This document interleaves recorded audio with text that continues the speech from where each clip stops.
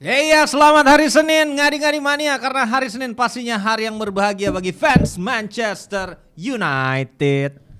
Fans Manchester United. Lu kenapa selebrasinya Jude Bellingham, Bang? Tadi, Bang. Kan gue suka banget sama Jude Bellingham. Oh iya. Gue baru aja namatin ini dokumenter Beckham. Makasih ya udah nonton. Lah emang itu dokumenter dulu, Bang. Kenapa lu minta makasih, Bang? Lu nggak tahu? Oh, iya. Kemana aja selama? Iya, elah partner apaan sih kayak gini? Iya. Gak support banget. Kemarin gue yang gak siaran berapa Fuad kali Beckham, tuh. iya. Gue emang Iya. kemana sih? Aduh. Iya. Gitu. Ternyata bagus ya. Jadi semakin membuat Man United yang hari ini tuh terlihat memprihatinkan setelah menonton dokumenter itu. Iyalah. Betapa propernya itu klub di run ya di tahun itu ya. Gila. Sedih gak lu, Bang? Sedih lah. Jelas maksudnya tim yang ya lu lihat kayak kata Ole kan, it's me against the world. Iya. Bahkan kata Sir Alex, they have no chance against us. Iya. Segitu pedenya men. Sekarang orang ke Old Trafford tuh udah kayak main ini ya gobak saudara besok mana di Old Trafford gitu.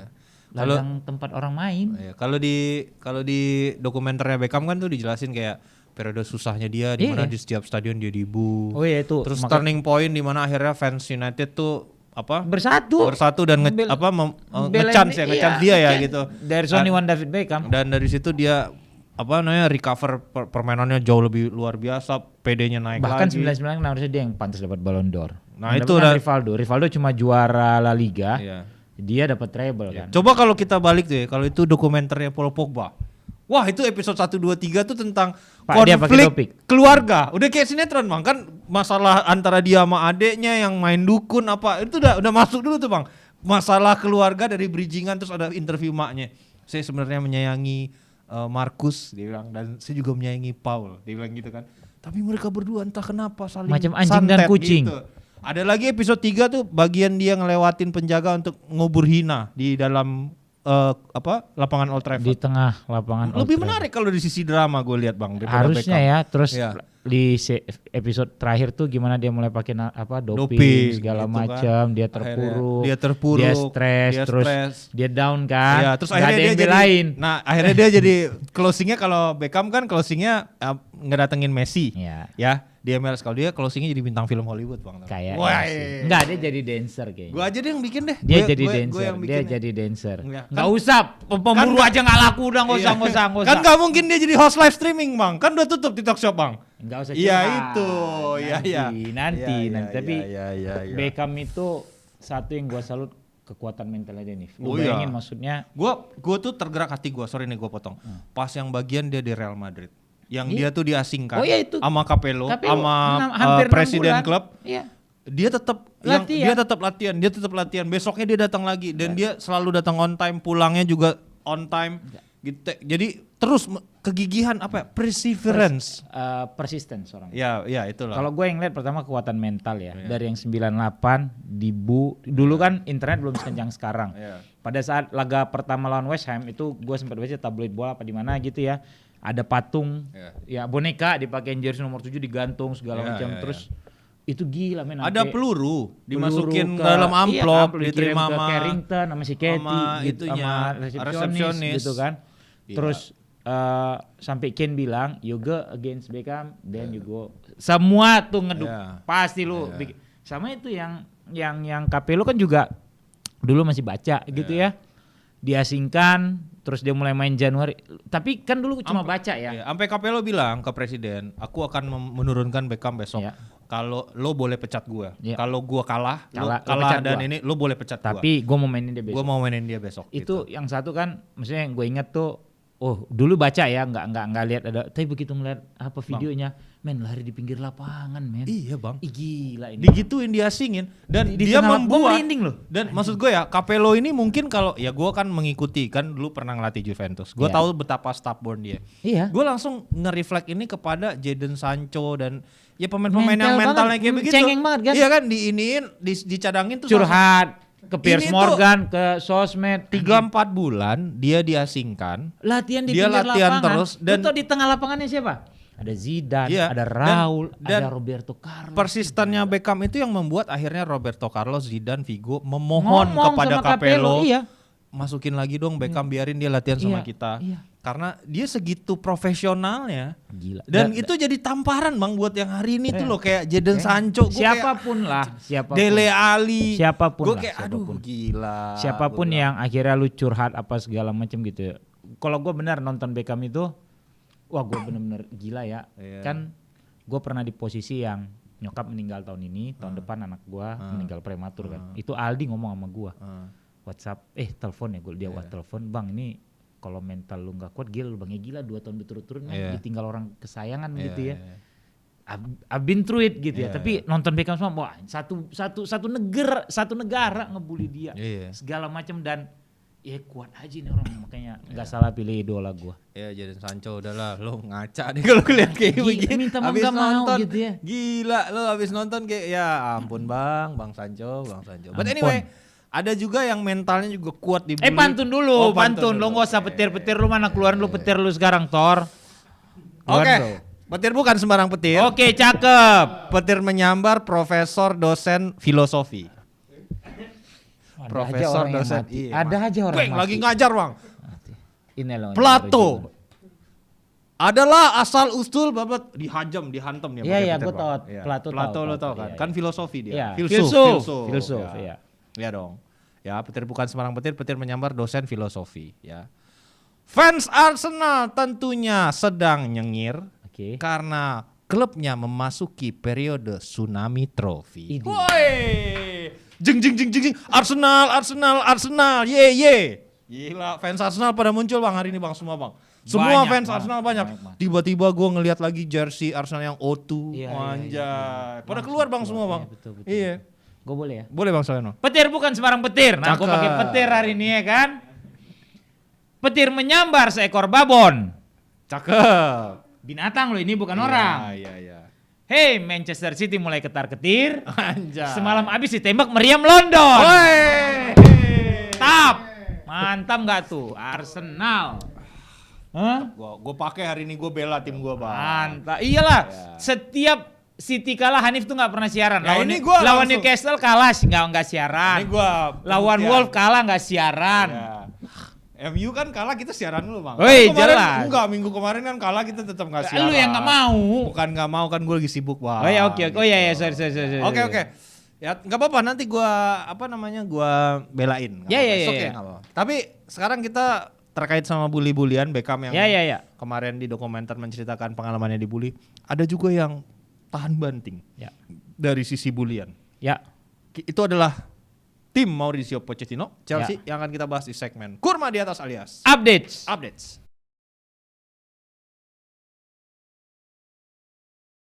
Idi ngeri 4-1. Jing. Bisa sih. Ya. Chelsea is back. Kayaknya Chelsea ini nggak mau ngeliat United menang sendiri. Widih. Ngeri. Sohib. Walaupun strikernya Armando Broha. Ya, betul. 4 loh, tapi Nicholas Jackson udah kayak Ronaldinho Bang. Kan udah gue bilang dia butuh gol aja, dia butuh gol. Dan dia kan udah bikin gol waktu itu yang habis kita siaran, yang besoknya Chelsea main dia bikin gol kalau gue nggak salah. Tapi Cucurella tetap bapuk Bang. Gue kemarin kan 1 gol gara-gara dia. Udah paling bener Cucur itu kue aja, jangan jadi pemain bola. Aduh, tolong lah. Dia kan sekarang jadi bek kanan tuh. Ya. Ya, awalnya bek kiri, di-convert bek kanan. Converted. Ya, di-convert ke bek kanan kan gitu. Ini file apa pemain bola sih? Dari Windows dari Word di-convert ke PDF. Dari bek kiri di-convert ke kanan. Untung enggak dari Kristen di-convert ke Islam dia. Sama ini klub adalah persatuan komunitas Kondro. Iya, semua pemain. Besok kita lihat kalau siaran kita begitu aja. Lu bayangin kalau Enzo Kondro kayak mana mukanya? Kalau sama Mudryk kalau Kondro, lu bayangin mukanya. Mudryk sama Enzo kalau Kondro. Mudryk masih bisa tuh Bang, Mudryk. Sorry. Kalau Enzo berat Enzo sama Thiago Silva Kondro lu bayangin coba. Iya. Iya. Pusing enggak lu? Iya. Kayak mungkin ini salah satu strategi dari Pochettino untuk membuat supaya lawan pemainnya terlihat sama. Enggak susah membedakan. Iya, enggak. Oh, ini siapa ya? Ini di Sasi atau Sterling? Iya, gua Gitu. jagain mana nih? Kalau di Sasi kan enggak perlu dijaga iya, kayaknya ternyata gitu. Sterling. Ternyata Sterling. Lebih perlu dilepas. Kencang ini barang gitu. Ternyata diobrak-abrik Kencang doang ada rem. Lo tahu kemarin bagus mainnya. Sterling gitu dong. Sterling nih Sterling top loh Bang gitu ya. Dia lagi ada periode gelap aja nih gue rasa. Dan ini akhirnya back to back menang di laga away Chelsea. Ini kan laga away ini perlu banget untuk memperlihatkan bahwasannya lu dalam under pressure, lu dari sisi away dengan dukungan fans yang tidak sebanyak ketika lu home. Iya betul. Tapi lu secara psikologi bisa overcome situasinya back to back, dan ini akhirnya kan datanglah stabilitas. Dia ngarin siapa kemarin? Brentford. Ya. Bukan dong, Brentford MU. Oh, sorry. Bos, jangan gitu dong, bos. Siapa lawan siapa menangnya? Bentar gue lihat. Lu nggak nonton juga lu. Parah lu. Lagi main bola English Premier League. Iya, itu tadi udah ada. Gue lupa. Chelsea itu kemarin dia ngelawan Burnley. Timnya Vincent Kompany yang musim lalu di Championship cukup bagus. Iya, lu kemarin juga keteteran lawan Burnley. Menang cuma 1 kok golnya Bruno Fernandes. Dan ini kan berarti kan akhirnya berubah nih sekarang ya, formasinya tuh balik ke 4 back. Ya. Walaupun Colwill yang jadi back kiri, pivot. Ya. Enzo yang sekarang agak dimajuin jadi attacking midfielder 10. Bang, nomor 10. Raheem dan Cole Palmer, pemain Academy City. Gokil, membuat gol. Dan dia tuh kemarin ngirim, katanya siapa yang di Sasi yang ngirim ya? Screenshot WA-nya di grup. Ya. Katanya Cole Palmer ini sangat percaya diri. Dia bilang minggu ini gue pasti mencetak gol. Mencetak gol. Dia bilang gitu, dan di grup WhatsApp pemain dia bilang gitu. Ini saatnya gue untuk mencetak gol, dan ternyata berhasil dia mencetak gol walaupun dari penalti, Bang. Gak apa-apa, yang penting gol. Nah, gimana lu sendiri ngelihat komposisi baru yang tadinya kan 3 back nih formasinya. Ini pun mungkin sebenarnya dalam beberapa situasi bisa skemanya jadi 3 back juga. 3 back, betul. Tapi lo ngelihat gimana nih dengan komposisi yang mulai pakem, di mana akhirnya hampir pemain yang sama yang sekarang mulai diturunkan selalu oleh si Pocket. Iya, karena sebenarnya ngebentuk tim itu kan lu butuh kestabilan ya. Lu butuh kestabilan, lu butuh pemain-pemain yang sama yang main bareng sering mungkin. Sehingga chemistry-nya kan lebih dapet gitu kan. Nah, kalau ngelihat berapa match terakhir hampir menurunkan formasi yang sama gitu ya. Itu yang coba dilakukan oleh Pochettino. Supaya, karena kan gila loh, ini benar-benar bentuk tim baru dengan pemain-pemain yang rata-rata baru, pemain muda, itu kan gak gampang nih. Makanya kalau gua kan emang dari awal sama lu selalu kasih benefit of the doubt ke Pochettino bahwa gak gampang lo ngebentuk tim itu gitu loh. Apalagi tim ini adalah bisa dibilang salah satu tim yang cukup sukses sebelumnya kan. Betul. Gitu. Jadi emang ini yang diperlukan, lu bikin komposisi yang gak jauh berbeda gitu. Terus lu berharap pemain-pemain yang marquee signing lu bisa perform. Kaisedo juga gak jelek kok kemarin mainnya. Iya, dan gitu loh. Sebenarnya kan ini ada beberapa hal yang memercik akhirnya terjadilah susunan seperti ini. Pertama, cederanya siapa? Ogu Cekwe. Enggak, yang pertama. Aduh, banyak banget. Chukwuemeka. Oh iya. Susah banget ya Allah. Ini kan sebenarnya Chukwuemeka ini awalnya kan diplot sebagai pemain nomor 10, Bang. Enggak, Chukwuemeka enggak cedera nih. Ya enggak, dia sempat cedera, Bang, berapa minggu kemarin. Iya, tapi kemarin tuh kan udah ada di lapangan. Iya, dia udah ada di bench. Ya belum fit banget lah intinya. Kan dia sempat kena tuh, akhirnya dia harus absen hampir sebulan ya dia. Jadi kan mungkin dia butuh waktu untuk recover. Awalnya nomor 10 tuh udah diplot sama Pochettino buat dia nih.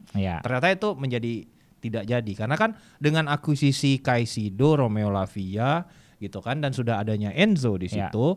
Asumsi gua Chukwuemeka fit dia nomor 10, mungkin double pivotnya Enzo dan Caicedo, karena kan dua-duanya pemain 100 juta nih, nggak mungkin dicadangin dong, Bang. Nah, yang terjadi adalah dengan cederanya Chukwuemeka memberikan ruang untuk Enzo sedikit lebih maju, dan kawan kita si Gallagher main setiap pekan, dan yang lebih anehnya kapten. Dia juga kapten gitu. Dan juga ini orang akademi. Iya, enggak, maksud gua ini kan bukan first pick gitu ya dari semua orang, kayak dia bisa menjadi memenangkan satu tempat di lini tengah Chelsea yang bergelimang bintang tapi gitu Bang. Jujur aja gue Gallagher ini pada saat dia main di Palace tuh gue cukup gue cukup ngikutin karena dia selalu ada di tim FPL gue. Jadi otomatis kan kalau Palace main gitu ya gue suka merhatiin, dan di Palace itu dia nggak jelek sehingga akhirnya kan ya dia balik. Dia kan itu mau dibeli. Etos kerjanya bagus. Iya gitu. Bahkan statistik dia musim ini sebenarnya nggak jelek loh si Gallagher ini. Iya cuman kan yang gue bingung ini kan fungsi dari Gallagher ini Bang. Kan kalau misalnya kita ngomongin final pass and product gitu ya. Mungkin dia belum secanggih lu bilang siapa? Siapalah gelandang legendanya Chelsea Frank Lampard gitu misalnya, Michael atau dulu Ballack. Michael Ballack. Ya, atau misalnya dia belum di level itu lah. Even yang kalau kita ngomongin tentang work rate, dia belum sebagus Michael Essien menurut gua. Iya. Nah, makanya menurut gua ini dari sisi apa ya? Sehingga dijadiin kapten. Quality gitu. Kenapa dia dan kenapa mungkin ya gua nggak tahu, Romeo Lavia masih terlalu muda, dia juga belum fit gitu kan. Masih cedera. Ini yang membuat gue mungkin ini orang ada dalam posisi seperti Adrian Rabiot di Juventus. Atau enggak tidak ada ini. Gini, kemarin kita baru ngelihat sebuah footage di mana pada saat latihan Jadon Sancho itu push up-nya enggak sungguh-sungguh dibanding sama Bruno. Balik lagi, yang kita tahu ini rata-rata berita yang ada menjelang match atau mungkin ya ada friksi apa segala macam, tapi pada saat tim-tim ini latihan kan kita bisa bilang hampir tidak pernah melihat. Betul. Di situ kan penilaian pelatih nomor 1 gitu loh. Benar. Makanya kalau gua rasa kalau lu bilang ini kenapa mungkin di latihan dia benar-benar menunjukkan keseriusan. Dia memperlihatkan apa di sesi latihan itu seolah-olah lebih dari pertandingan, bahkan dicurahkan semuanya. Iya, karena kan sampai kayak orang ya kita tahu kayak berita Ronaldo datang ke MU segala macam, bisa datang lebih pagi, dia latihan tangan bebas duluan. Kemudian dia bisa pulang belakangan sejam setelahnya gitu kan, masih dia latihan tangan bebas. Itu kan berita-berita yang tadinya kita nggak tahu nih sampai dipocorkan gitu loh. Nah, situasi-situasi di saat latihan inilah yang menjadi keputusan seorang pelatih untuk menurunkan siapa yang akan bermain. Dan balik lagi terkait Gallagher, gua rasa dia cukup serius di latihan, plus dia anak lokal. Lu mau ngasih siapa yang mimpin tim Cosmopolitan ini saat ini gitu loh. Dan pertandingan semalam juga kembali menjadi tanda tanya bagi posisi striker. Posisi striker menurut gua. Starting 11 Armando Broja. Hanya bertahan setengah babak. Dimasukkanlah Jackson. Jackson. Mampu mencetak gol. Tapi tetap menjadi bayang-bayang gue yakin juga di antara fansnya Chelsea. Gak yakin juga dari dua striker ini ngerasa kayak siapa Chelsea itu lu gak punya predator. Nah, pertanyaan gue simpel gitu, apakah benar Chelsea akan mengarungi musim ini tanpa striker? Dengan dua striker ini aja. Maksud gue tanpa striker berkelas kasarnya. Sampai akhir musim, atau mereka akan melakukan sesuatu di jendela transfer Januari? Mungkin mereka pengen beli striker yang premium. Tapi yang tersedia siapa? Vlahovic kan kemarin, tapi nggak jadi Bang gitu. Kan sebenarnya Juventus udah dia agent Vlahovic, curiga kan, gua. Maksud gua kita ngomong yang realistis ya, realistis, yang striker yang masih muda, bagus, punya value tinggi kan di market. Betul, ya masa Edi Nketiah, Ramadan Sananta. Gue suka banget itu, semoga jadi nih orang Ramadan Sananta. Iya, tapi ini gitu. Yang serius nih. Oke, sorry. Kan Vlahovic bahkan udah ada bersambut gayungnya sama Juve waktu itu. Ya udah barter aja lah sama Lukaku gitu kan, tambah duit gitu kan. Chelsea-nya juga ngerasa ketinggian gitu. Padahal kan sebenarnya kalau uang 45 juta euro versus pemain yang lu juga sebenarnya nggak masuk dalam plan lu. Betul. Gitu. Kenapa lu nggak trigger aja gitu ketimbang, tapi kan ujung-ujungnya kalau 45 juta kita bilang orang dia beli Cole Palmer 50 juta. Itu loh maksud gua. Agak aneh, padahal sayapnya melimpah Chelsea ini. Itu maksud gua. Ya gua rasa sih mungkin di Januari ya balik lagi, kalaupun beli siapa nih? Vlahovic yang mau dilepas Juventus di Januari. Juventus habis menang lagi loh kemarin. Ya sekarang pun kan sebenarnya technically Vlahovic udah 3 pertandingan nggak main Bang. Karena cedera juga. Ya, iya, tapi kan striker Juventus lain dia milik bagus, cetak gol terus. Ada Moiskin, Mbak. Gak apa-apa gua. Itu Arkadiusz Milik itu kan juga udah tua ya. Udah 30-an kan? Baru 30 dia. 29 ke 30. Tapi gua enggak percaya sama Dejan. Salah, kemarin gua bilang Saka main. Terus siapa? Rodri main ketika emang gitu. Lu bilang main kemana, makanya kita bilang, Saka goyang, beng. Iya, dia bilang kan. Iya, dia bilang harus Saka main. Gara-gara ini jinx kita kalah nih semalam nih. Terus gue bilang Rodri nggak main, susah nih City. Enggak main Rodri katanya gitu. Bangke emang. Gitu. Produser training guys, udah susah nih. Tapi anyway, satu hal positif juga yang terjadi adalah kembali gacornya Raheem Sterling. Dengan dimainkan di posisi naturalnya yaitu penyerang sayap kiri. Nah, betul. Dengan begitu kan dia bisa memberikan dampak terhadap tim. Lebih lah yang dia bisa kasih. Karena selama ini kan dia posisinya diganti-ganti terus. Bahkan sempat Graham Potter back sayap. Lo bayangin.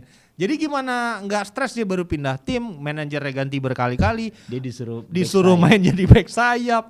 Ini akhirnya ada satu stabilitas lah. Ya itu dia. Nah kita lihat dulu pernyataan dari Pochettino tentang Raheem Sterling. Ya. Raheem tahu dia perlu tampil baik dan menunjukkan kepada manajer timnas bahwa dia salah dengan tidak memanggil seorang Raheem Sterling. Nih Raheem sama Southgate, tapi muka Poch makin tua ya semenjak di Chelsea ya. Ya stres lah dia. Iya kan? Iya, ini kan penantiannya dia nih. Pembuktian. Iya. Karena sekarang dengan menang atas Burnley ini kan seenggaknya ada feel good factor nih Bang. Ya sama ada beban yang terangkat lalu bisa menang 2 match berturut-turut dan dengan skor yang meyakinkan. Nah karena jadwal dari Chelsea setelah jeda internasional itu maha berat. Coba kita lihat dulu laga-laga berikutnya pasca jeda internasional yang harus dihadapi oleh Chelsea. Nah pertama ketemu Arsenal. Tapi main kandang. Ya Bang. Di tahap ini kayaknya udah nggak penting main kandang atau tandang nih Bang. Karena lawan-lawannya kayak begini semua nih. Abis ketemu Arsenal ketemu Brentford. Gitu. Abis Brentford ketemu Spurs. Abis Spurs City abis City Newcastle. Abis Newcastle Brighton. Abis Brighton MU. Ini yang paling gampang MU. Yang paling auto menang nih MU doang nih kayaknya nih. Yang lain kayaknya berat nih. Iya. Enggak, MU sama Arsenal. Kalau di bawah Arsenal tsunami trofi Bang. Oke. Jangan gitu. Kemakan nih Chelsea sama Arsenal. Ini yang paling pasti kalah deh. MU ya. Yang paling pasti kalah nih ya pasti Arsenal. Arsenal pasti menang nih. Arsenal kan tsunami trofi musim ini. Arsenal menang nih. Spurs menang. Spurs mah udahlah diobrak-abrik lah dia sama Chelsea. City menang City. Iya. Kemudian Newcastle menang Newcastle. Imbang lah sama Newcastle. Brighton menang Brighton. MU menang Chelsea. Menang MU lah. Ya ini mah auto win buat MU. Ini mah formalitas. Udah WO aja lah Chelsea. Merem ini Chelsea ini merem. McTominay menit 98 90 udah nih pasti comeback ini udah. Oke. Dan menurut lo dengan jadwal yang kayak gini pecat nggak nih habis pertandingan lawan MU? Jangan. Enggak maksud gua lo pede nggak? Kalau lu jadi Pochettino nih ya dengan kondisi timnya sekarang, lu pede nggak melalui kalender kayak gini? Kurang pede saat ini ya. Tapi fokus gua 2 aja. Apa tuh? Arsenal sama Spurs. Oke. Yang lain itu ya karena derby kan. Oke. Seenggaknya di 2 pertandingan itu lo tidak boleh tampil memalukan. Betul. Ya. At least kalaupun lu diam ya asisten produser ya. Dia pun kalau misalnya kalah tidak kalah memalukan gitu. Tapi jadi menurut gua dari 7 match itu yang jadi priority udah pasti derby Arsenal sama Spurs. Kemudian paling dia akan coba benar-benar fight di Brighton dan Brentford. Gitu. Harus ambil 3 poin. Ya, Brentford sama Brighton. Walaupun Brighton mainnya bagus sih ya, gila. Ya. Menurut penerawangan lu, kan lu banyak benernya daripada salahnya nih. Apakah ketika pekan setelah melawan Manchester United, Poch masih ada berada di singgah sana pelatihan Chelsea? Masih aman kok, kan riak-riaknya juga nggak terlalu kenceng kok dia dipecat gitu. Karena ini kan kalau lihat jadwal kayak gini kalah semua, 3 pertandingan kalah aja Bang. Udah ya balik lagi. Suaranya udah. Satu lu nggak punya striker yang proper. Kedua pemain lu kan juga masih banyak yang cedera. Lu mau apa lagi? Ini kan benar-benar musim yang menurut gua bagi beberapa pelatih nih musim yang melelahkan gitu. Karena cedera tuh banyak banget gitu. Ya, apalagi MU banyak banget cederanya. Habis jeda internasional musim dimulai. Reguilon balik. Terus jeda balik. Jeda internasionalnya banyak jeda balik. Iya. Wah meroket tuh MU udah. Yuk kita bahas dulu deh kalau gitu. Penampilan Ballon d'Or, pantas mendapat Ballon d'Or dari seorang Scott McTominay. Gila. Ngadi-ngadi tuh. McTominay datang. Berikan aku 10 McTominay akan kuguncangkan kandang Brentford kata Erik Ten Hag. Kenapa dia gacor mainnya? Kenapa bang? Dia nonton Beckham. Wih. Serius, dia kan mengakui bahwa dia nonton dokumenter Beckham. Ya. Kenapa dia nonton dokumenter Beckham? Karena Porsolang udah bilang pemain MU ini disatukan di satu ruangan, diputer nih dokumenternya Beckham. Ya. Cuma ternyata lu tau miskinnya Carrington kayak apa kan? Ya. Belum bayar Netflix. Oh, belum bayar Netflix. Belum, jadi nggak bisa diputar di Carrington. Jadi mereka nonton sendiri-sendiri di rumah. Sendiri-sendiri nggak bisa diawasin kan? McTom yang fokus nonton. McTom. Jadi Karena lahir McTom besar di situ. Iya. Wah udahlah. Kalau McTominay kurang banyak distraction kayaknya ya. Iya. Kalau yang lain kan ada yang main PS, ada yang main PS, apa, mikirin bini, Iya, pacar, anak kayak Garnacho, Rashford yang mungkin mikirin anak-anak yang harus dia kasih makan gitu loh. Oke, selain dari penampilan yang cukup meyakinkan dari Scott McTominay, ini gue track back sedikit ya. Mungkin agak sedikit underestimate, banyak yang underestimate tentang karena dia kena member ke Fred kan, jadi Matt Fred. Jadi dia di apa ya? Ikutan dibully gitu. Ikut jelek hanya karena Fred investasi bodong gitu kan. Tapi balik lagi ya, ini dua kan sebenarnya pemain yang tipenya sama, bukan yang mengontrol permainan. Ini pemain dua-duanya pekerja keras. Terus kalau dua-duanya pekerja keras, nggak ada yang ngatur, ibarat kata rumah kosong mulu jadinya nih. Laki bini nyari duit mulu, anak-anak siapa yang lihat? Gak ada suster. Ini tapi gue kasih sedikit penyeimbang lah buat mungkin orang-orang yang atau fans MU yang sedikit meragukan kualitas dari seorang McTominay. Ini kita kutip dari seorang Jose Mourinho aja deh. Jose Mourinho itu kan old school banget ya sekarang dalam menilai pemain gitu. Jadi dan pelit lah dia. Dan pelit lah muji gitu. Pemain tuh pelit. Jadi ketika dia ke MU, dia datang ke MU, satu hal yang dia pastikan dia minta ke McTominay jangan dijual. Pelatih akademi untuk mengintegrasikan dia ke first team gitu. Kenapa dia melakukan itu? Karena McTominay ini punya work rate yang sangat-sangat bagus, profesionalitas dan penampilan maksimal di sesi latihan. Dia ini orangnya pekerja keras gitu. Dan itu yang membuat Mourinho pede memberikan kesempatan untuk dia debut. Bahkan di partai penting Liga Champions gue ingat banget. Dia yang dimainkan ketimbang Pogba pada saat itu. Iya. Dan dia menjawabnya dengan penampilan yang nggak jelek menurut gue. Jadi gini ya, nah gue jadi setuju nih sama lu bilang kenapa McTominay dipandang buruk segala macam karena dia member Fred. Iya itu. Dua-dua ini kan hebat lagi pekerja keras tidak ada yang mengontrol gitu ya. Karena balik lagi kalau lu bilang dua ini jelek, maaf lagi nih ya gue bilang, gue nggak perlu bilang maaf deh. Dengan dua pemain ini kan lu tahu sendiri final peringkat 2 segala macam gitu ya. Bahkan sebenarnya kan asal bisa lu utilize dengan pas, bisa lu gunakan dengan pas, ini dua pemain sih sebenarnya bagus-bagus aja bagi tim lu gitu loh. Iya kan? Nah, McTominay ini satu emang gua read dari dulu adalah pekerja keras. Gitu loh. Lu ingat dia juga bikin gol dari lawan City yang errornya Ederson tuh yang dia langsung hantam, terus 2 gol waktu lawan Southampton Leeds gitu gue lupa lah. Ini orang sebenarnya punya kemampuan yang bagus, cuma mungkin tekanan gitu ya. Kita nggak pernah tahu. Dia ada di masa yang sama seperti Fred sehingga mungkin orang itu overlook dia dan langsung mengeneralisir ini juga sampah. Betul, gitu. Iya. Nah, kita kan balik lagi ya, kayak tadi kita bahas di awal, pemain-pemain muda sekarang mungkin mentalnya tidak sekuat Beckham ataupun siapapun yang di masa itu gitu loh. Ya. Jadi cepat banget terdistraksi, kemudian sedikit down nih. Kita kan nggak pernah tahu nih. Sampai kayak Jesse Lingard kan juga pernah punya bikin banget bahwa dia down, keluarganya dibully, anak apa segala macam bla bla bla gitu ya. Kita nggak tahu nih. Bisa jadi segitu kejamnya fans bola di luar ataupun fans bola saat ini sehingga lu tidak memperhitungkan efeknya ke si pemain. Gitu. Kasih kredit dikit dong buat Haji Maguire. Oh iya, maksud gua gini. Gua mau jadi sorry ya, gua siaran ngadi-ngadi hari ini gua mau berterima kasih kepada Hanif Tamrin. Karena atas istighosahnya dia. Maguire akhirnya stay dan mulai berfungsi buat tim. Terima kasih Hanif ya. Jadi gini aja, gua sih berharap musim ini mungkin dengan dicopotnya band kaptennya dia. Jadi refleksi. Dia muhasabah. Jadi dicopotnya band kaptennya dia dijual yang dia udah ditawarkan ke klub lain akhirnya dia nggak mau gitu ya. Nah, mungkin dia di titik yang sekarang ngerasa lebih lega. Betul. Bahwa gue bukan kapten. Nggak ada tekanan ya? Nggak ada tekanan. Orang juga udah nggak peduli seberapa mahal harga gue karena gue cadangan. Gitu ya. Mungkin jadinya lebih lepas nih mainnya dia. Kemarin kan juga sempat satu match sebelum ini kan juga mainnya nggak jelek-jelek banget gitu. Bahkan yang waktu lawan Palace itu juga nggak jelek mainnya. Sampai cuma satu error yang gue ingat yang harusnya dia passing ke Casemiro menit 80-an. Dia masih bawa itu bola gitu loh. Itu doang. Selebihnya cukup oke. semalam hari Sabtu kemarin dia main cukup bagus menurut gua. Nah itu yang kan gue bilang nih sama Bang Fuad juga di beberapa minggu Bentar, yang gue belum lalu. selesai. Jadi gue berterima kasih kepada Hanif Tamrin, Maguire stay.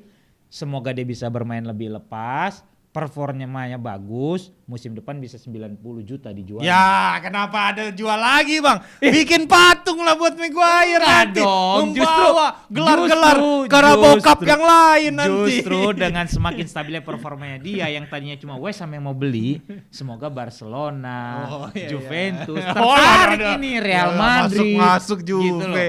Tertarik karena dia sudah membuktikan kualitasnya dia. Gitu loh. Bang, kan gue udah bilang tempo hari ya. Ini akhirnya ini gue ngomongnya sebelum keluar dokumenter David Beckham loh, Bang. Iya. Gue bilang ke lu, Jadon Sancho dicadangin, langsung ngerengek, langsung bikin drama. Maguire enggak. Nah, tetap latihan. Jadi gitu. apa yang lu lihat di dokumenter Beckham itu sedang dilakukan oleh Harry Maguire. Sekarang dia mengambil kesempatan yang dia dapat. Dia belum dibikinin boneka digantung di iya, Bang. Belum. Kalau zaman 98 ada sosial media kayak sekarang, mungkin troll ke Beckham tuh lebih parah lagi. Gila. Itu yang dirasakan oleh Harry Maguire sekarang, gitu kan. Dia tetap berlatih keras, dicopot ban kapten, dia tetap teguh ingin cukup ada profesional mungkin itu harus kita akui. Iya, salah satu yang di-highlight oleh Beckham juga kan waktu dia harus pindah ke Real Madrid, dia bilang kalau itu tergantung gue nggak pernah mau meninggalkan Manchester United. Oh nggak mau, gila sampai nangis. Mungkin itu yang lagi dirasakan. Oh enggak, Maguire lu bukan dari junior di situ. Enggak itu. Enggak usah berlebihan. Segitu cintanya gitu. Enggak udah. Maguire, gue berterima kasih untuk asis lo kemarin ya.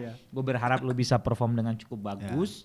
Sehingga musim depan 90 datang tawaran dari PSG, tawaran memperpanjang kontrak. Nah, itu lebih pas lagi gitu. Dan ini sempat bahkan gue nonton YouTube-nya Overlap kemarin, diskusi antara Roy Keane, David Beckham, Gary Neville, Carragher. Ada Beckham-nya juga di situ buat jadi bintang tamu. Nah, pertanyaannya sama tuh ke Beckham. Apa yang dirasakan oleh Maguire sekarang itu benar-benar mirip sama apa yang lo rasakan di 98. Bedanya dulu lo nggak ada sosial media. Sekarang dia penuh tekanan. Apa saran yang bisa lo kasih ke tetap profesional Haji Maguire untuk bisa melewati masa-masa ini? Dan itu yang dia bilang. Ini gue mengutip Beckham ya. Beckham bilang Maguire memiliki karir yang gemilang. Iya, bagus dia di Leicester, MU, Timnas Inggris. Dia karirnya gemilang loh. Maksudnya gini, kalau gemilang mungkin sugar coating karena kan Bang. ada rasa hormat ya, lu nggak akan mungkin. Nggak semua pemain bisa berbaju Manchester United. Itu yang pertama harus kita highlight. Cuma kan gini sebentar. Gemilang itu kan tergantung. Gemilang itu kan ada orang bergelimang trofi segala macam. Makanya kalau gue bilang tadi Beckham bilang bahwa karir yang gemilang itu levelnya mungkin tidak premium. Nggak kayak goal Beckham lah. Itu maksud gua gitu loh. Dihargai lah, ini lu bagus loh karir dia lo. Mengapresiasi Maguire gitu. Bukan jadi over gitu. Enggak gitu maksud gua. Dan kalau dibandingin juga Beckham tuh ngerasain kok periode-periode jelek sebuah United. tim nggak pernah menang gitu. Oh iya. Di Madrid kan dia nggak langsung menang. Nah, Madrid itu semenjak Beckham datang emang cuma sekali juara ya di musim pada Capello yang setelah dia tidak diasingkan. Nah, mungkin itu maksud Beckham. Lo tuh lagi periode nggak juara aja nih di MU gitu kan. Itu bukan salah lo. Setiap klub itu ada cycle-nya. Mungkin lo masuk lagi cycle yang lagi rebuilding gitu. Sama pendekatan permainan. Karena kemarin gue juga habis lihat statistik. 2 musim awal United di mana jujur ya Maguire bermain bagus. Itu kan pada saat musim awal Ole masuk setengah musim itu kan ininya jelek. Tingkat kebobolannya. Kemudian kan sempat membaik tuh tingkat kebobolan United. Itu United bermain dengan garis pertahanan yang tinggi. Oke. Itu dia bermain pokoknya sampai berapa persen. Jadi musim 2019 2020 2021 itu United cukup bagus. Gitu ya. 21 22 22 23 itulah mulai mau main build up. Karena sejatinya Maguire ini bukanlah seorang ball playing defender yang bisa tahan bola, tenang segala, bukan. Itu nih salahnya menurut Iya. Itu kan kalau di timnas Inggris peran yang dimainkan oleh John Stones gitu. Iya. Kalau dia mengkomplement aja lah intinya. Iya, gitu loh. Dan setelah kemarin kemenangan comeback yang cukup dramatis kan sebenarnya di menit-menit akhir bahkan sempat terdengar siulan dari fans United terhadap permainan tim ini, tapi mampu bangkit dan akhirnya sebuah statement yang cukup bold disampaikan oleh Erik ten Hag setelah pertandingan selesai. Dia bilang Kita baca dulu statementnya. Dalam sepak bola ada saatnya makan atau dimakan. Gila. Sering sekali di babak pertama musim ini kami dimakan oleh tim yang lebih lapar dari kami. Ini tidak boleh terjadi. Gitu. Sering sekali. Dan di babak pertama khusus dia meng-highlight Bang. Berarti kan kalau orang tuh langsung kan mungkin ya itu alasannya Roy Keane tiap kali sebelum masuk lapangan tuh mukanya udah muka mode perang. Karena dia udah ngeset nih gitu. Dia ngeset nih.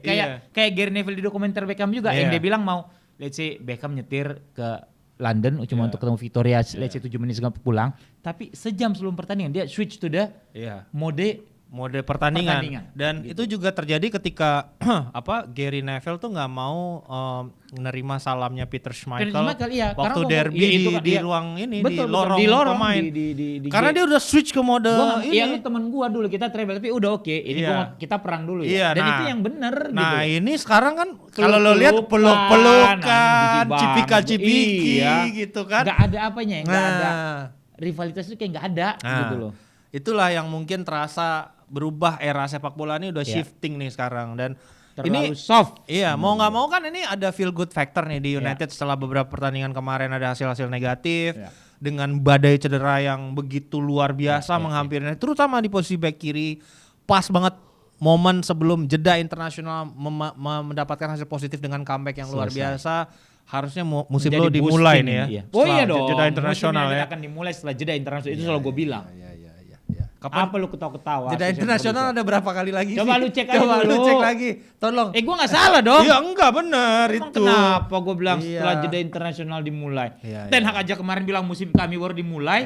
Kan dia bikin statement gitu. Iya. Ini dia nonton ngadi-ngadi berarti. Ini dia makan atau dimakan ya? Iya, gua makan lu sekarang katanya gitu. Ya. Yang udah dimakan sama Ten Hag nih ya, Casemiro. Ya. Mulai kelihatan ruthless-nya kan. Lu gak perform akibat lu begini-begini, langsung babak kedua ganti. Rashford. Rashford ya. Langsung dia kasih sedikit, set dia tarik. Ya. Dimakan nomor Ten Hag udah. Ya. Oke, kalau gitu kita suarakan kita dukung Ten Hag sampai 10 musim. Okay. Biar dia ini terus ya. Amin. Kalau bisa ya 4-5 aja terus posisinya. 3-2 enggak apa-apa lah. Tapi Champions 2, FA Cup 2, Karabau kayaknya. Yang chance gedenya Karabau sama FA, Bang. Gitu. Kalau ada Intertoto kayak masih mungkin Intertoto, Bang. Enggak apa-apa. Kita kan doa boleh kan istighosah kan gitu. Kita aminin, enggak apa-apa. Liga Champion masuk final Man United, tapi Harry Maguire main di final gitu kan. Jadi sengaja Bang Fuad deg-degan dikit gitu. Oke. Berikutnya kita akan bahas Euphoria. Itu udah selesai MU-nya? Udah MU selesai. Oke lah udah kalau gitu. Happy gua. Ya kan menang apalagi Bang. Kan lu gak kalah, gak perlu bela-bela lu hari ini. Udah lo bagus McTominay Ballon d'Or gitu. Oke. Ya etos kerja itu yang itulah DNA Manchester United. Itu kan epitome dari Fergie time. Iya. 89-90 gitu. Kalau orang bilang, ya elah lawan Brentford doang menit akhir menang udah kayak juara. Men, mau siapapun lawan lu, kalau lu tertinggal di dramatic comeback di menit terakhir itu rasanya seperti juara. Mau gitu. Gak peduli itu orang, mau siapapun mau lawan Bayern apa siapapun gak peduli. Ya sama juga seperti fans Arsenal yang sekarang berhasil mengakhiri kutukan kalah mulu dari 9 match terakhir kan gue bilang kemarin kan. Ya kan gue udah bilang ini pasti auto win Arsenal gitu. Kita bahas di segmen Topic of the Day.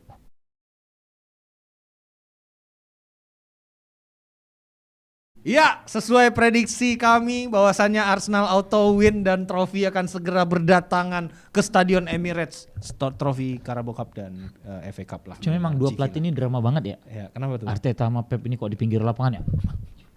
Wih. Capek banget gue ngeliatnya asli. Itu yang gue catat nih kemarin ya. Komentatornya bilang, gue lupa menit keberapa. Pas yang throw in digeser-geser tuh sama Kyle Walker tuh kan ada. Komentarnya bilang ini, give him a flag. Let Arteta be an assistant. Maksudnya disuruh jadi linesman aja, lu udah aku kasih bendera ini hakim garis. Iya. Lu aja nih yang ngerjain gitu ya. Lu aja jadi linesman lu deh gitu. Semua salah aja buat mereka tuh. Asli. Proses sampai gini-gini yang kayak pas Kyle Walker mau ngelempar tuh gue ingat banget tuh. Tapi masih mending Bang. Keduanya komikal. Kalau ada pelatih satu lagi minta diulang mulu pertandingannya Bang.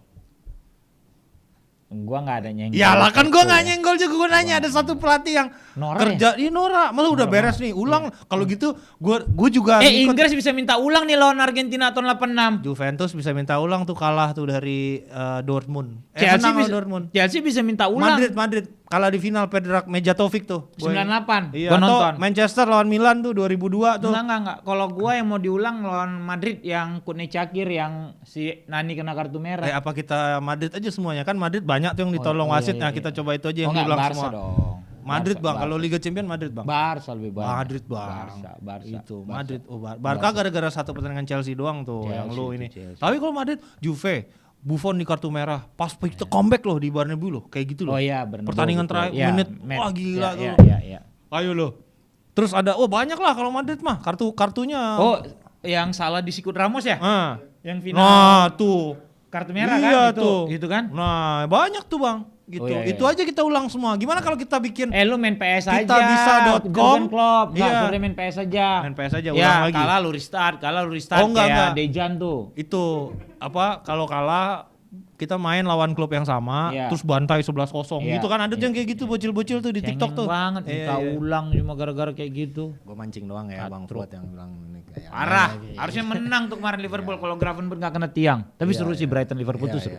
Tapi ini juga menurut gua pertandingan Arsenal lawan City itu sangat hati-hati. Ya, itu kenapa menurut gua kan Brighton duluan main tuh sama Liverpool ya. Iya. Lebih seru itu daripada Arsenal City.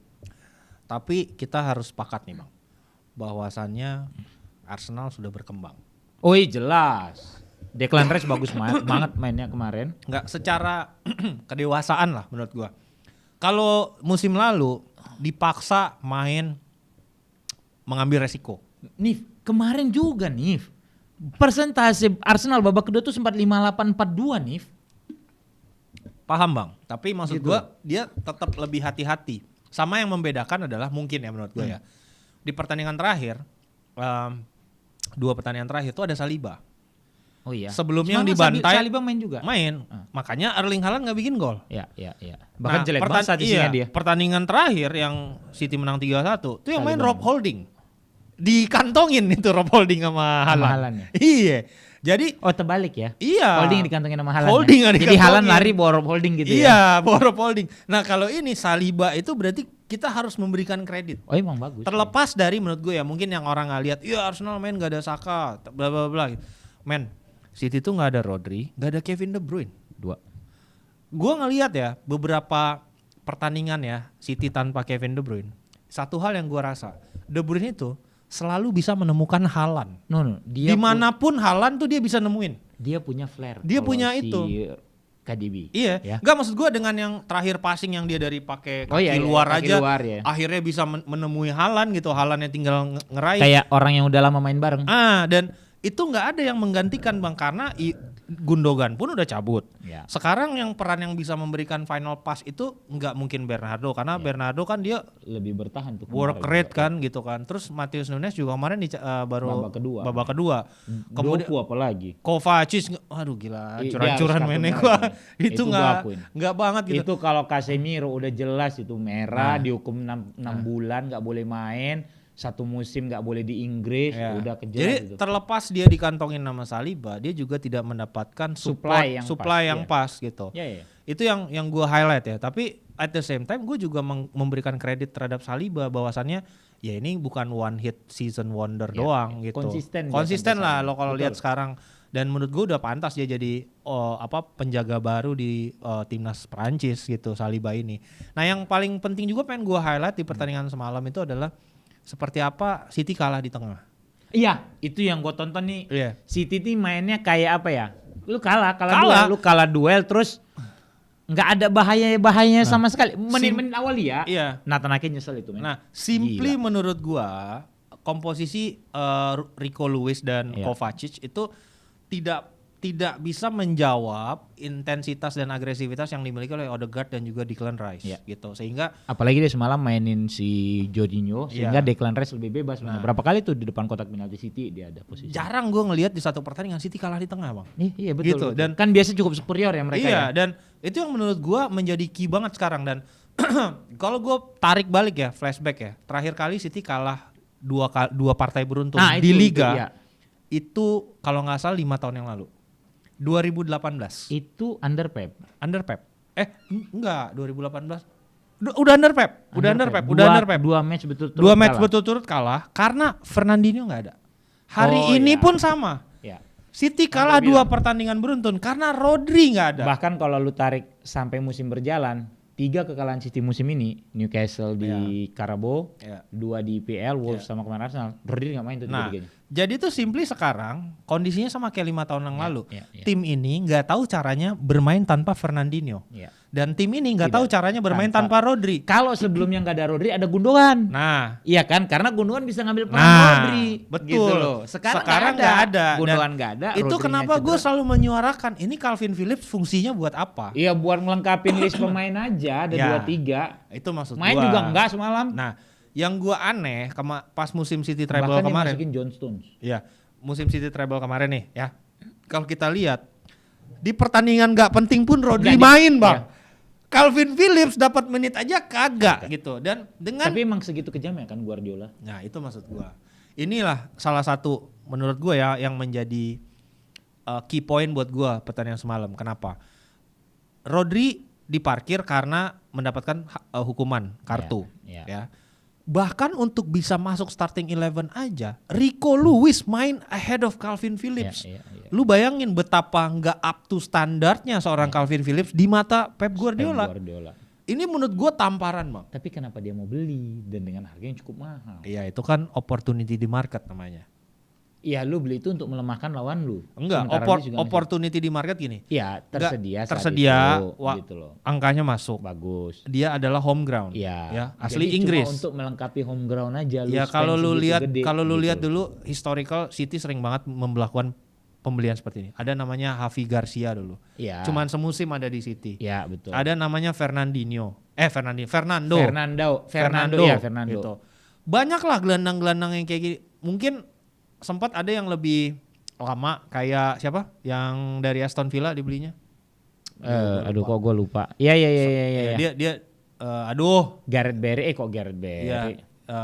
Ya itu Barry lah. Oh no, Ross Barkley. Enggak, itu Everton. Itu Everton. Jack Rodwell. Jack Rodwell. Jack Rodwell ya, itu betul, juga sempat gitu. Banyak City tuh beli banyak yang kayak gitu, Bang, gitu. Hanya untuk for the sake of opportunity di market, home ground atau mungkin dilihat bisa nih gitu.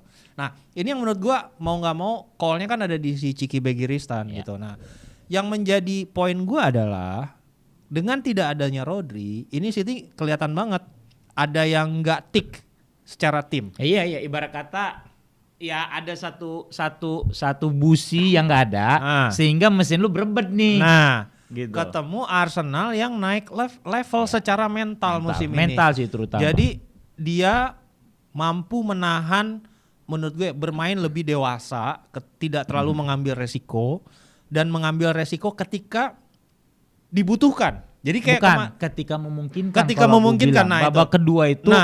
Mereka karena di babak pertama City nggak cukup berbahaya, di babak kedua Arteta berani ngambil resiko. Makanya kan tadi gue bilang, gue sempet kalau nggak salah tuh di babak kedua tuh sempet kok ball possessionnya Arsenal tuh 58 banding 42. Itu kok anjing, ini Arsenal lo yang main gitu, berani lo mereka gitu. Dan gue ingin meng-highlight satu kredit lagi buat Arteta di pertandingan semalam itu adalah dia mikirin starting 11 dan dia mikirin pergantian pemain. Pas. Ya gini, lu bilang pas karena berhasil nih. Nah itu orang maksud akan bilang itu. Kalau kemarin hasilnya seri, Bang, gitu. Bentar dulu, Bang. Kalau lu pergantian masuknya Nketiah, buat apa? Itu pertanyaan gua gitu loh maksudnya. Nah ini dilakukan oleh Arteta pintar. Jadi akhirnya yaudah deh. Mungkin yang gak dilihat oleh orang, kenapa sih Nketiah main lagi di first team? Karena dia justru itu dilakukan untuk for the sake of plannya dia, sehingga yang masuk Havertz, Martinelli, Tomiyasu, Martinelli, dan akhirnya benar kan, membuat perbedaan gitu. Ya. Karena ya apa sih fungsi Nketiah? Gue tanya, Bang, itu kagak ada selain dia menggelar Lord aja. Sama dia ada ini apa, tackle ya? Ya. Gitu satu. Lupa. Ya maksud gue, ya apa sih gitu maksud gue? Dia nggak akan bikin. Tapi mungkin yang di rate sama Arteta adalah hard work rate-nya dia kali ya. Ya itu juga, karena kan maksudnya ya ya dia pressingnya lumayan bagus. Iya, itu dia. Gitu. Ya itu dia mungkin untuk bikin pemain City kelelahan, and so on and so forth gitu. Dan kita lihat dulu pernyataan Pep Guardiola setelah kekalahan atas Arsenal, apa yang dia bilang. Gila, ini emang mesra banget berdua, gue bingung. Selamat untuk Arsenal, kami tahu persis apa yang harus kami lakukan dan kami akan memperbaikinya. Ibarat kata, makasih lo ngasih gue pelajaran gitu ya. Gila. in apa ya, dengan bahasa yang lebih halus. Gue bingung nih tuh kenapa sih ini berdua tuh kayak mesra gitu, padahal kan lagi bersaing gitu ya Bang ya. Ini yang gue nggak ngerti gitu. Kayak apa gitu, saling mendukung. Gue bingung, ini kan rivalitas yang aneh gitu menurut gue. Bukan rival ini mah. Iya. Aneh banget loh. Iya lu gue kasih jalan lu. Iya udah silakan saling puji apa kan. Sir Alex sama Wenger, Sir Alex sama Mourinho sama Klopp ya. Ya gitu loh. Terus bahkan Klopp sama Pep sama Klopp deh. Iya. Kan gitu nggak ada gitu maksud gue. Rival saling muji-muji, saling apa. Tuchel sama gitu. Klopp. Yang nggak mau salaman kan? Gue lupa tuh. Iya kan, benar kan? Iya. Gitu loh. Tuchel sama Conte. Tuchel sama Conte, sorry, kok Tuchel sama Klopp gitu loh. Iya. Lu butuh kayak gitu kan bumbu ya. Ini lu terlalu lembut. Iya. Gitu loh. Dan gue pengen nge-highlight itu dia perubahan yang gue rasa ya dari Arsenal, di mana mungkin ya ini terlalu dini untuk kita mengatakan karena ini kan masih pekan ke-8 ya kalau nggak salah. Iya. Gitu. Dan City tuh punya track record gini, habis kalah kayak gini musim yang perburuan sama Liverpool sampai pekan terakhir tuh dia menang 13 dari 14 pertandingan terakhir. Jadi maksud gua City tuh ya tapi itu kan enggak 2 kali berturut-turut kalahnya. Ya enggak. Ada sempet Bang di Januari kalah 2 kali beruntun. Abis itu dia berarti bukan 2018. Oh enggak, ini kan gue beda lagi. Kalau gue bilang 2 kali enggak 2 kali. Iya itu dia ya, kan. Dia kalah. Terus imbang, terus kalah lagi. Jadi ada periode ada periode jelek lah ada kita periode bilang. Seolah-olah City ini habis sudah selesai. Tidak meyakinkan. Iya. Nah, tiba-tiba abis orang bilang City nggak meyakinkan. Oh enggak, itu 2020-2021 itu. Iya. Hah? Oh 2022. Nah itu yang periode itu yang orang ini City nggak meyakinkan. Abis itu menang dia 13 pertandingan dari 14 pertandingan yang akhirnya sisa. Dia nyalip si Liverpool. Itu maksud gue. Dan gue pengen nge-highlight itu aja. Banyak yang orang fans City nih. Gue lagi nge-address fans City bukan Arsenal ya. Oh ini City mainnya gitu. Tenang aja. Ini terlalu kardus gitu buat gua. Lu terlalu kebakaran jenggot dan apa, maksudnya lu mesti paham seperti apa Pep Guardiola beroperasi gitu kan. Dan kalau gue sih santai aja Bang. Bahkan kalah 3 kali pun gue santai aja gitu. Karena ketolongnya malah justru setelah kalah 2 kali lu ada jeda. Jadi lu masih punya waktu nih untuk memperbaiki kan gitu. Tapi sebaliknya menurut gue ini turning point nih buat Arsenal. Karena kan selama ini kan bugi timnya Arsenal itu adalah City. Lu selalu kesulitan nih ngadapin City gitu. Dan iyalah, orang gak pernah menang. Di momen penting sekarang lu berhasil step up secara mental. Dan golnya itu menit-menit akhir. Ini kekuatan mental yang ditunjukkan oleh Arsenal. Lawan United dia menang juga menit terakhir, City dia menang menit terakhir gitu. Dan gue pengen nge-highlight sedikit 2 pemainnya yang bagus banget mainnya, Declan Rice sama Saliba. Jadi kalau kita bandingin ya, gila nih. Itu kalau nggak dihalau Declan Rice yang babak pertama di garis gawang juga udah ketinggalan duluan, itu jelas. Iya, jadi gue ngelihat overall timnya Arsenal naik secara keseluruhan dengan rekrutan yang pas gitu. Even Trossard lah menurut gua, kan dia bukan marquee signing gitu ya. Bukan. Tapi dia mampu melengkapi kelemahan yang ada di Arsenal, betul. Jorginho juga gitu. Jorginho sih gua 50-50 ya, tapi Declan Rice terus Saliba, Trossard gua oke gitu ya. Kalau misalnya Jurriën Timber fit aja Bang. Wah gila, ini lebih serem lagi nih tim nih. Menurut gua ya. Karena dia lebih solid gitu kalau gua ngerasa. Ya cuma kan pertanyaannya akan ditaruh di mana Timber nantinya kan. Ya kan Zinchenko bisa balik ke bench atau jadi tengah atau apa, suka-suka dia lah gitu. Tapi gini ya, gue nonton match malam, Zinchenko itu kan lebih banyak ya beroperasi di tengah. Gue ngerasa sepak bola sekarang tuh udah semakin rumit jadinya nih. Ya jujur, bukan berarti gue ngapain sih lu back jadi gelandang segala macam, bukan itu poin gue. Poin gue adalah gue nonton bola dari 86 itu, gue lihat kalau dulu fullback kerjanya overlap aja atas bawah. Lu gak akan pernah ngelihat seorang Roberto Carlos, Paulo Maldini, Andreas Brehme tiba-tiba jadi gelandang. Enggak. Atau lu gak akan ngelihat Ashley Cole, lu gak akan ngelihat Cafu, lu gak akan ngelihat you name it lah gitu ya, akan jadi gelandang. Tapi sekarang Zinchenko bisa main di tengah, yang kata orang jadi apa? Inverted gitu ya. Fullback. Trent Arnold dicoba di situ gitu. Maksud gua rumit banget sepak bola sekarang ya, sehingga pada saat dia di gelandang jadi ngisi bek kiri itu si Gabriel. Terus ya gitulah gitu, nggak ketemu. Kalau orang tapi Amrabat, sorry bos, Amrabat posisi aslinya gelandang. Dia dimainkan di posisi bek kiri karena United tidak punya pemain sama sekali. Beda gitu. Tapi bukan berarti gue mengharamkan, enggak. Cuma ini kan bagi gua sepak bola sekarang tuh semakin rumit jadinya gitu. Iya. Dan terlalu tinggi permainan caturnya kalau kita bilang dari gitu. ini mesti begini ada inverted ini terus ngelawannya mesti begini gitu. Iya gitu. Kalau dulu kan kita 4-4-2 nih Bang gitu. Udah gitu aja. Atau 4-4-3 udah selesai gitu loh. Iya. 4-4-2 Bos. Atau 4-5-1 lah ininya gitu. Enggak ada tuh yang 3-5-2 Jerman zaman dulu. Udah itu yang bagus-bagus sekarang juga. Enggak ada sempet dulu ada false nine, kasihan striker di gitu. Di Itali 3-4-1-2. 3-4-1-2. Oh no. Gila itu dulu. 4-3-2-1 Ancelotti pohon Natal. Ya, tapi 3-4-1-2 juga dulu. Iya. Sempat merebak karena itu Juve itu. Francesco Totti, Batistuta, Del Piero di Italinya. Iya. Banyak tuh yang ngisi posisi itu dulu. Ada BP Signori. Wah, betul. Gila tuh bagus tuh dulu tuh. Banyak lah gitu. Iya. Nah sekarang udah rumit-rumit banget ya gitu. Gue semua nonton yang Arsenal City, anjing Jinping lu sering banget lu di tengah gitu.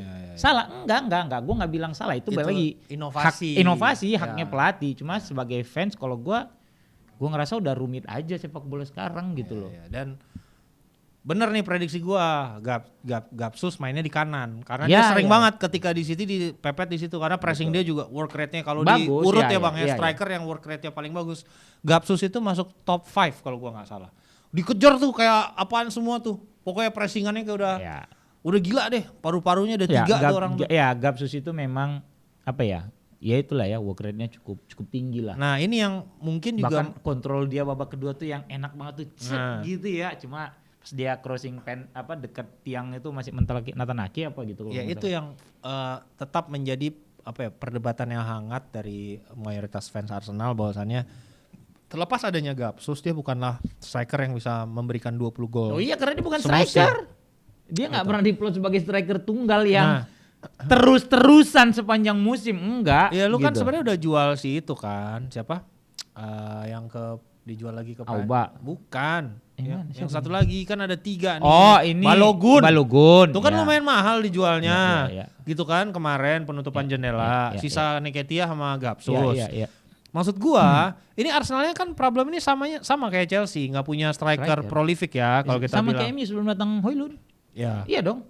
Sama. Højlund udah prolific Bang. Oh cukup. Gila 3 gol di Champions League mah bukti itu men. Top skor itu. Iya. Lawan siapa yang kemarin di Liga Champions? Munchen yang dibobol 1-2 Galatasaray. Galatasaray serem Bang itu Bang. Itu bukti apapun yang jelas dia top skor Liga Champions dengan 3 gol. Iya. Oke. Nah mungkin itu yang harus dicari tuh yang modelan kayak Højlund. Ada adiknya 2 lagi. Siapa? Højlund B, Højlund C. Serius gua, Højlund punya 2 adik lagi. Iya. Karena rumornya ini tuh yang diincar Arsenal tuh Ivan Toney setelah nanti hukumannya dia tuh. Toney itu sebenarnya hukumannya udah selesai. Dia udah main buat U21 apa tim cadangan cuma Januari. Belum bisa di senior. Iya Januari katanya ini salah satu target yang rasional katanya. Toney oke kok. Menurut lo apakah ini bisa menjadi jawaban dari? Oh jawaban sih gue nggak tahu ya. Tapi kalau ngelihat musim lalu gimana dia cukup cukup bagus mainnya. Terus gue sih lebih suka striker model kayak gitu nih. Ivan Toney yang jelas-jelas ya. Jelas. Gue suka tuh Callum Wilson, Anthony itu gue suka gitu. Bahkan sebelum cedera Calvert-Lewin juga gue suka kan. Nah gitu. itu mungkin kan salah satu yang udah lama diincar sama Arsenal juga kan Dominic Calvert-Lewin. DCL cuma kan cedera. Setelah cedera kan nggak bisa balik ke performa terbaik gitu. Tapi kalau Ivan Toney, gue suka tuh striker yang model ortodok gitu ya. Bergerak di situ-situ terus nakal, berani gitu. Itu lebih oke gitu karena ngadapin back lawan itu lu nggak bisa yang santun-santun aja juga gitu. Back lawan tuh juga harus jiper sama lu. Nah, gue punya masukan buat fans Arsenal. Kalau bingung nyari striker yang bagus nih ntar nih. Ada Bang namanya Moise Kean. Iya, tahu Moise Kean ya. Dia pernah di Everton kan ya kalau gue gak salah ya? Ya benar kan? Gila lu kalau dibandingin Nketiah sama Moise Kean mah gila 11-12 Bang. Gila top. Gila lu. Gila 20 gol kalau dia Yang bagus cuma Kean bukan Kean. Bang lu harus sadar Arsenal itu punya romantisme dalam menemukan striker di Juventus. Thierry Henry dibeli dari siapa? Henry Juve. Oke. Apa yang satu doang. Ya itu kan romantis sekali beli bagus Bang. Langsung ada patung di depan Stadion Emirates. Arthur Melo dia beli dari Juve jadi lah apa? Itu kan Liverpool. Oh sorry Liverpool. Oh siapa? Sorry Bang. Untuk Arsenal Juve Mart itu top. Banner tuh dari Banner Arsenal. kebalik. Itu gue bilang, iya. buat Arsenal, Juve Mart itu top. Jadi gue nyaranin. Pogba. Mana ada Pogba, lu Pogba udah mau pensiun, orang udah nanti dia kena itu hukumannya. Udah fix ya? Udah. Kita senggol sedikit ya. Counter analyticsnya membuktikan dia positif lagi. Ya, selesai. Jadi dia terancam untuk mendapatkan hukuman 4 tahun. Ya. Berarti umurnya udah 34. Masih bisa lah Juve masuk, kan nyonya tua. Bang, La Vecchia Signora. Lah, kan bener, itu kan julukan Juve, La Vecchia Signora, nyonya tua. Pernah merasakan sih dalam periode di mana pemain lu tua-tua semua, men. Ciro Ferrara waktu itu 36, iya. Paulo Montero 34, masih main. Gianluca Pesotto udah 34 gitu. Gua ngerasain, tapi gua nggak berharap Pogba sampai 34, Bang. Kalau bisa mah sekarang udahan aja. Romantisme gitu. yang tua-tua di Juve selalu ada. Jadi balik lagi Arsenal, menurut lu mereka udah step up nih ya musim ini. Udah, lu harus memberikan kredit ketika credit is due. Dipuji gitu. Iya, top menurut gua. Menurut gua itu tadi keberanian Arteta untuk mengambil kesempatan. Dia tidak menunggu City, tapi dia berani. Bahkan penguasaan bola yang Arsenal kalah di babak pertama itu tidak jomplang persentasenya. Dan gua ngerasa di pertandingan ini Arteta dan Community Shield kemarin juga ya. Arteta tuh udah nggak naif lagi ketika ketemu Berarti Pep. udah 2 kali City kalah Arsenal musim ini. Dan ini kan maksudnya selama ini fungsi dari Arteta ketika dia jadi asistennya Pep ya. itu adalah memberikan masukan untuk menganalisa taktiknya lawan. Betul. Makanya pas pertama kali nih Arsenal ketemu City, Arteta lah yang ngasih tahu ke Pep mainnya masih gimana, kasih masukannya. Itu masukan itu dirumuskan untuk menjadi taktik. Nah, sekarang abis dia menjadi pelatih, mungkin menurut gua ada sisi dorongan dari Arteta untuk overkill. Jadi kayak wah ini adalah mentor gua harus mengalahkan dia. Dia punya motivasi tambahan. Jadi dengan begitu motivasi lu berlebihan sehingga lu menjadi terlalu memikirkan sesuatu yang harusnya lo udah santai aja, chill, don't overdo, don't overthink. Ya kayak Pirlo lah, final Piala Dunia ya gue main PS dulu gitu loh. Ini enggak, nulis rumus. Oh ini Zinchenko gue tarik kasih di tengah, bek kiri gue jadi geser gelandang, Nketiah gue tarik jadi bek kanan. Nanti Kyle Walker kalau masuk sini ditutup sama pusing banget main anjing. Kalau Pythagoras. Iya, kalau harusnya dia bercermin ke Ten Hag. Pilihannya cuma mainin Maguire, mainin Maguire. Selesai. Itu doang. Maguire or no Maguire. Udah. Maguire dan Johnny Evans Johnny Evans bagus main kemarin. Iya. Tenang banget, pengalaman. Oke, kalian pasti udah happy dong fansnya Arsenal dong. Masih marah-marah juga nih, nggak ngerti nih gua nih. Nggak ngerti. Iya. Udah kita puji di sini hari Jumat, kita bilang menang. Pasti menang gitu kan. Kita puji lagi hari Senin. Kan gue bilang juga harusnya Kovacic kartu merah. Harus kartu merah itu. Biasa kalau City main 10 pemain kena VAR itu biasa. Dan gini ya, pertandingan kemarin yang gue catat adalah pertandingan ngolongin. Yang pertama siapa? Tunggu dulu, gue sampai nyatat itu. Tunggu ya bentar ya. Dicatat loh. Sampai gue catat. Yang pertama gue Odegaard dikolongin sama Gvardiol. Iya kan? Set gitu. Dibalas sama Martinelli. Dikolongin ya siapa? David Silva. Bernardo. Silva mau udah pensiun, Bang. Bernardo Silva. Iya, Allah. Yang terakhir lu tau nggak? Ben White.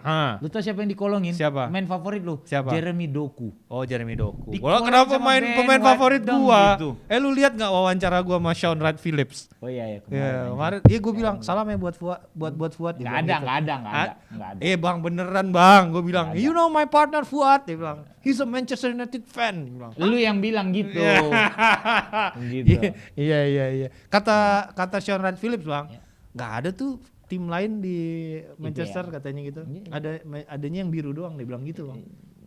Lu lahir dulu aja belum ada di situ tuh. Gitu. Iya. Nah, terakhir tuh ada yang dikolongin bang. Pep Guardiola dikolongin Arteta. Iya. Kita tutup dengan demikian. Selamat untuk fans Arsenal yang merayakan trofi memenangkan pertandingan atas Manchester City. Ini baru Enjoy the moment. The trophy will come. Ya. Insyaallah di Carabao Cup. Ya kan gua ngedoain bagus mau Carabao Cup gitu. Iya. Oke, kalau gitu Hanif Tamrin pamit. Go Fuad, bye.